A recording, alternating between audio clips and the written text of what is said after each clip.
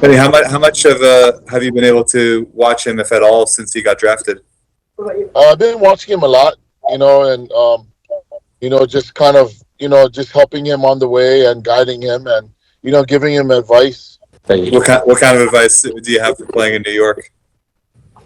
I told him just to be a good teammate, and I said the fans are gonna hate you, they're gonna love you, but you just go out there every day and play hard. 30 teams in baseball. What do you think about the randomness of your son getting traded to the Mets? I mean, I know you kind of piggyback on Anthony's question, like could have gone anywhere, right? But he ends up here. Yeah, I was shocked. I mean, I didn't even think he was gonna get traded, and to have this come true. I mean, I don't know. Sometimes it's a blessing, and sometimes, you know, you never know. But it's great, to have him, wearing a Mets jersey and continuing the legacy. Mm-hmm.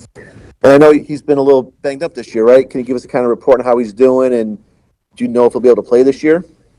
Yeah, he's on his way back. We've been talking every day, and he's rehabbing his shoulder. He fell down, and I think he bruised up his shoulder, so he should be on his way back. Can you give a little scouting report on what's he like as a player, offensively and defensively?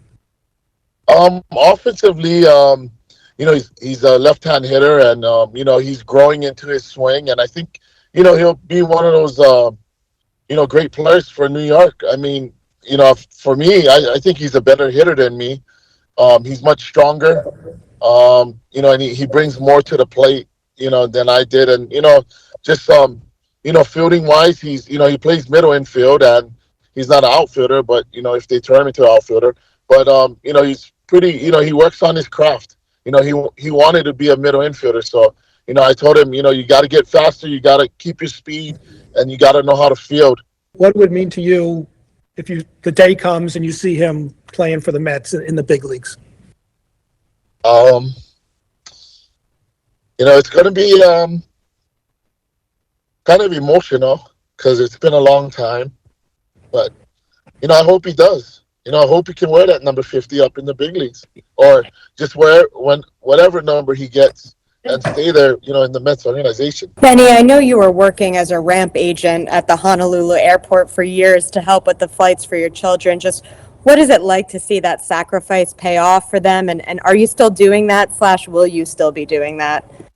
Yeah, I'm still doing it, and, it's a sacrifice because, they started playing ball, in the mainland, and, we wanted them to get exposed, and, just experience the growing up and just competing, and that's, I told them that's what they needed. They needed to know how to compete, and, I'm glad it paid off. Benny, you mentioned, your son wanting to be drafted by the Mets or hoping to be drafted by the Mets. Had they scouted him much when he was in high school? Did you think there was a realistic possibility of that? Yeah, they did. I mean, they came, we went to California to one of the Mets workouts. We had one of the guys from the Mets come watch him.